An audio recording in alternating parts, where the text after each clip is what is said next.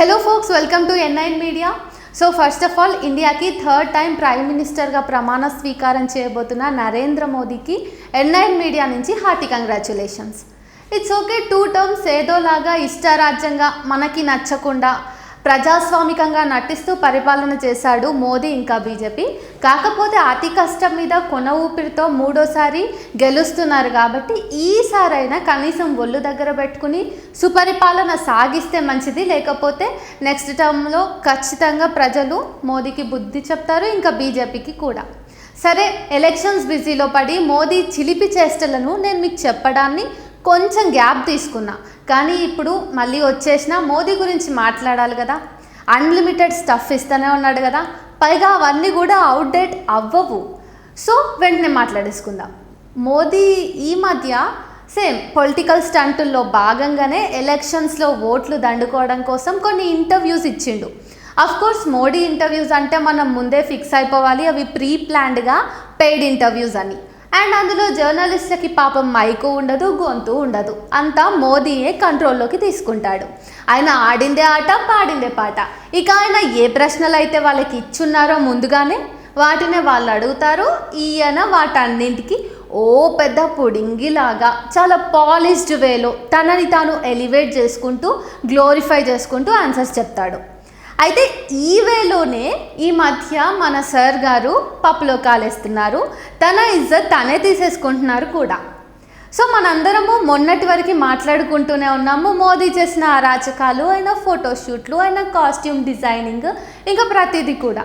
రీసెంట్గా ఈ జాబితా మొత్తంలోకి ఒక కొత్త పాయింట్ వచ్చి చేరింది. అదే మోదీకి ఉన్న విషయ పరిజ్ఞానం. అబ్బో, దీని గురించి మాట్లాడుకుంటే కథలుగా చెప్పుకోవచ్చు మళ్ళీ కూడా. సరే, ఇంతకీ ఇప్పుడు నేనెందుకు మళ్ళీ మోదీని ఎక్కాల్సి వస్తుంది అంటే, రీసెంట్గా ఒక ఇంటర్వ్యూ ఇచ్చినప్పుడు మోదీ గాంధీ గారి గురించి మాట్లాడుతూ అన్నారు. మార్టిన్ లూథర్ కింగ్ జూనియర్ కానీ, ఇంకా నెల్సన్ మండేలా గారు కానీ ప్రపంచవ్యాప్తంగా ప్రసిద్ధి చెందినట్టుగా మహాత్మా గాంధీ గారు గాంధీ అనే సినిమా 1982లో రిలీజ్ అయ్యే వరకు కూడా బయటకు రాలేకపోయారు. అప్పుడు మన భారతదేశాన్ని పరిపాలిస్తున్నటువంటి కాంగ్రెస్ ప్రభుత్వం మహాత్మా గాంధీకి తగినంత న్యాయం చేయలేదు, ఆయనని ప్రపంచవ్యాప్తంగా ప్రసిద్ధి చెందేలాగా చేయలేదు అనే ఆరోపణలు చేశారు. అఫ్కోర్స్ ఈ ఆరోపణల వెనుక ఆయన గుండెల నిండా ఉన్న బాధ, ఆవేదన కూడా ఉంది. ఎందుకంటే ఆయన అంటున్నాడు, మన జాతి పిత చాలా గొప్ప వ్యక్తి, ఈయన గురించి ప్రపంచం మొత్తం ఆ ఒక్క సినిమా చూసి మాత్రమే తెలుసుకున్నారు, అప్పటి వరకు అసలు మహాత్మా గాంధీ ఎవరు అన్న విషయం ఈ ప్రపంచానికే తెలీదు అని చెప్తున్నారు. సరే, మరి గాంధీ సినిమా ఎవరు తీశారు అని చూసుకుంటే అటెన్ బరో 1982 సంవత్సరంలో గాంధీ సినిమాని తీశారు ఆయన.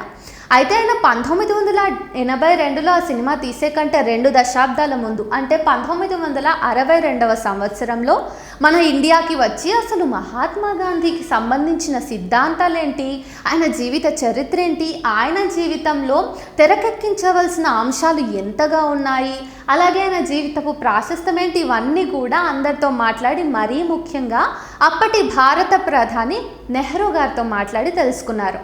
అన్నీ విన్న తర్వాత చాలా ఇన్స్పైర్ అయ్యి ఎట్లా అయినా సరే మహాత్మా గాంధీ గారి జీవితాన్ని సినిమాగా తీయాలి అని డిసైడ్ అయ్యారు. అలా ఆయన అనుకున్న ఆ ఆలోచనకి సరిగ్గా 2 దశాబ్దాల తర్వాత గాంధీ గారి సినిమా బయటకు వచ్చింది. అయితే ఈ విషయాలన్నీ మన మహాత్మా గాంధీ గారికి సంబంధించిన వాటితో పాటు ఆ సినిమాకి సంబంధించి ఇదంతా మోదీకి తెలుసో లేదో మనకు తెలీదు. ఎందుకంటే ఆయన మాట్లాడుతున్న మాటల్ని బట్టి సరేలే పాపం అమాయకత్వం అనుకుందామంటే కొన్నిసార్లు అతి తెలివిని ప్రదర్శిస్తున్నాడు, కొన్నిసార్లు నటిస్తున్నాడు, తెలిసి తెలియనట్టుగా, తెలియకపోయినా తెలిసినట్టుగా. అందుకనే ఇక్కడ మనం మోదీని జడ్జ్ చేయాలన్నా, పుసుక్కుని ఏమైనా అనాలన్నా వెనక ముందు మనమే ఆలోచించుకోవాల్సి వస్తుంది. సో మోదీ మహాత్మా గాంధీ గారి గురించి మాట్లాడుతూ ఇంకొక వ్యాఖ్య కూడా అన్నారు.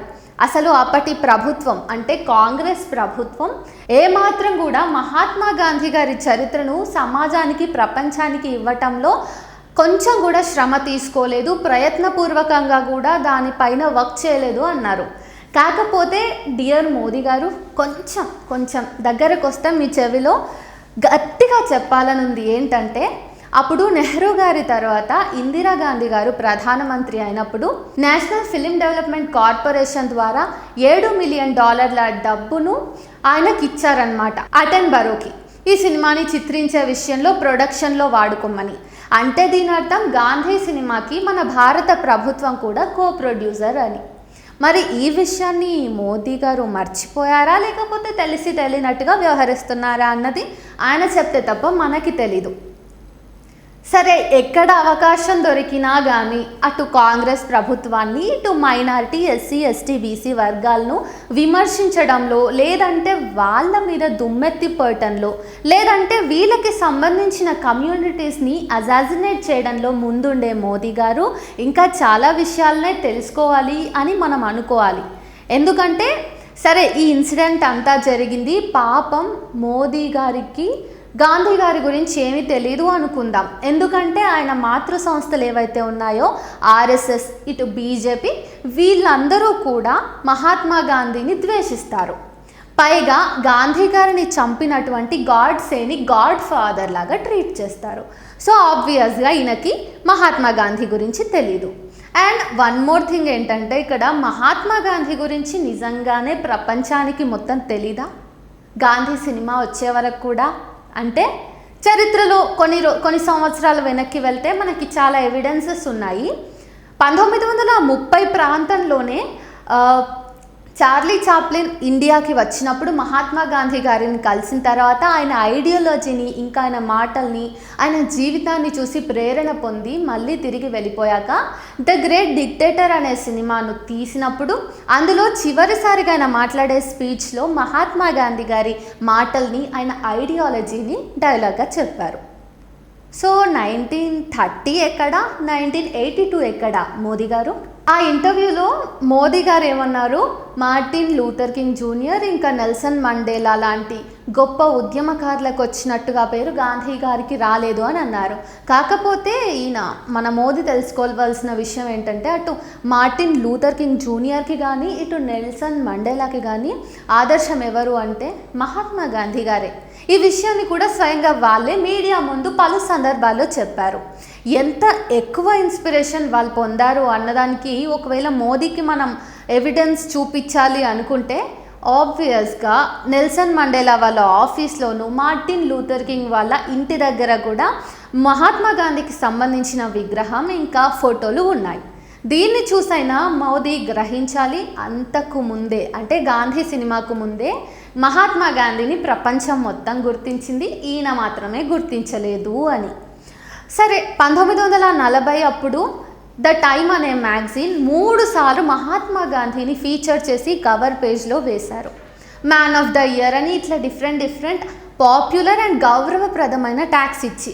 అయితే అదే మ్యాగజైన్ మన మోదీ గారిని కూడా రీసెంట్గా కవర్ పేజ్లో వేసి ఫీచర్ చేశారు.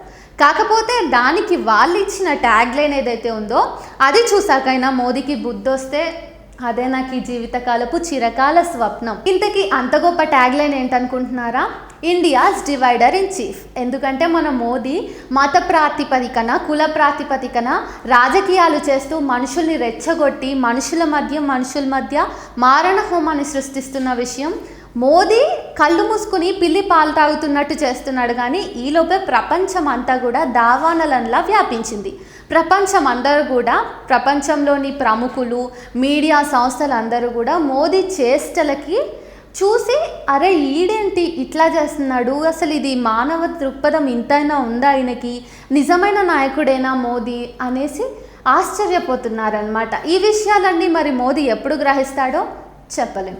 ఒకవేళ గ్రహించిన ఆయనకున్న ఎజెండాని బట్టి, అంటే భారతదేశంలో రాజ్యాంగాన్ని తుడిచిపెట్టి మనుధర్మ శాస్త్రాన్ని అమల్లోకి తీసుకురావాలనే ఆయన ఎజెండా ఉంది కదా, ఆర్ఎస్ఎస్ భావజాలం, దీన్ని పెట్టే ప్రాసెస్లో నిజాలనేవి ఆయన గ్రహించొద్దనుకున్నాడో లేకపోతే బలవంతంగా అన్నింటికి బారికేడ్లను పెట్టుకున్నాడో మనకు తెలీదు. చాలా కాన్ఫిడెంట్గా మోదీ మహాత్మా గాంధీ గారిని తక్కువ చేశారు, కాంగ్రెస్ ప్రభుత్వం అసలు పట్టించుకోలేదు ప్రపంచానికి తెలియజెప్పడంలో అని అన్నాడు. కానీ నిజానికి గాంధీ సినిమాను అటెన్బరో నెహ్రూ గారికి అంకితం ఇచ్చారు. దీనికి సాక్ష్యం కావాలన్నా కూడా మహాత్మా గాంధీకి సంబంధించిన ఆ సినిమా యొక్క క్రెడిట్ కార్డ్స్లో మోదీ గారు ఈ రోజుకి చూడొచ్చు, this film is dedicated to Nehruji అని. అసలు ప్రపంచానికి గాంధీ సినిమా కంటే ముందు గాంధీ ఎవరో తెలియదు అంటున్న మోదీ గారికి ఇంకో చిన్న విషయం ఏంటంటే, నా తరఫున దశాబ్దాల క్రితమే మోదీజీకి నోబెల్ పురస్కారాన్ని ఇవ్వాలి, ఆయన నోబెల్ శాంతి పురస్కారానికి అర్హుడు అని చెప్పి 5 సార్లు ఆయన పేరును ప్రపోజ్ చేశారు. కాకపోతే అప్పుడు మన దేశంలో బ్రిటిషర్లు ఉన్నందున వాళ్ళ పాలన కింద మనం ఉన్నాం కాబట్టి గాంధీ గారికి నోబెల్ పురస్కారాన్ని రాకుండా అడ్డుకుంది బ్రిటిష్. అయితే ఆ బ్రిటిష్ కూడా కళ్ళు తెరిచి 2015వ సంవత్సరంలో మహాత్మా గాంధీ గారిని గౌరవించుకోవాలని నిర్ణయించుకుని బ్రిటిష్ క్యాపిటల్ సిటీ బ్రిటన్లో పార్లమెంట్ స్క్వేర్లో ఆయనకి సంబంధించి ఒక పెద్ద విగ్రహాన్ని కూడా ఆవిష్కరించుకుని ఆయనని గౌరవించుకుంది. సో మన శత్రు రాజ్యాలు కూడా మన యొక్క ఖ్యాతిని గుర్తించి మనల్ని గౌరవిస్తున్నారు. కానీ మోదీ మాత్రం స్వయాన గాంధీజీ పుట్టిన గుజరాత్లోనే పుట్టినప్పటికీ కూడా మహాత్మా గాంధీని కాకుండా ఆయనని చంపిన గాడ్స్ అని పూజించడంలో బిజీ అయిపోయారు. కాకపోతే ఈ ఎన్నికల స్టంటుల్లో భాగంగా మాత్రమే ఆయన గాంధీజీని లాక్కొచ్చారు ఇక్కడికి. అయితే ఈయన hypocrisy at its peak level ఉంది కాబట్టి ఈయననే ఎక్స్పోజ్ చేసుకుంటున్నాడు. సరిగ్గా 2018 సెప్టెంబర్ 30వ తారీఖున మన్ కీ బాత్ అనే కార్యక్రమంలో మోదీ మాట్లాడిన మాటల్ని చూస్తే ఆ మాటలకి ఇప్పుడు 2024 మే జూన్ నెలల్లో ఆయన మాట్లాడుతున్న మాటలకి అసలు పొంతనే ఉండదు. మన్ కీ బాత్లో ఆయన ఏమన్నారంటే, మార్టిన్ లూథర్ కింగ్ జూనియర్ ఇంకా నెల్సన్ మండేలాలకు మహాత్మా గాంధీయే ఇన్స్పిరేషన్ అనే మాటని ఆ రోజే మహాత్మా గాంధీ గురించి మోదీ చెప్పాడు. కానీ ఇప్పుడేమో అసలు గాంధీ అంటే ప్రపంచానికి గాంధీ సినిమాతోనే తెలుసు అని అంటున్నాడు. పైగా దీన్ని కాంగ్రెస్ మీద బురద జల్లి ఆయన వైపుకి ఓటు బ్యాంకును లాక్కునే ప్రక్రియలో భాగంగా ఇలాంటి స్టంట్లు కూడా వేస్తున్నాడు మోదీ. అయినా మన భారతదేశపు జాతిపిత గురించి మోదీ అక్కడ కూర్చుని ఈ కారు కూతలన్నీ కూర్చుతూ ఉన్నప్పుడు అసలు మనందరికీ రావాల్సిన ప్రశ్న ఏంటంటే, ఈ మోదీ మనకెప్పుడు తగిలాడు, మనకెప్పుడు తెలిసాడు, మనకెప్పుడు పరిచయం అయ్యాడు అని కదా.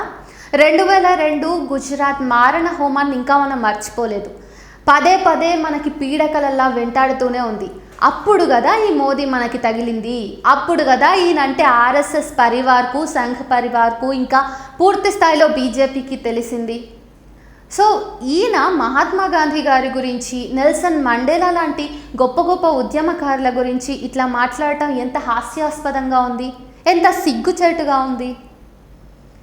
మోదీ ప్రతి వ్యాఖ్యలోనూ ప్రతి ఉపన్యాసంలోనూ మత పిచ్చిని, కుల దురహంకారాన్ని కక్కుతూనే ఉన్నాడు. ఆ విషయం మనందరం చూస్తున్నా చాలా లేటుగా ఇప్పుడిప్పుడే రియలైజ్ అవటం స్టార్ట్ చేశాం. కాబట్టి ఈ ఎన్నికల్లో మోదీకి ఇంకా బీజేపీ పార్టీకి ఓట్లు గణనీయంగా తగ్గి సీట్లు కూడా దాదాపుగా పడిపోయాయి.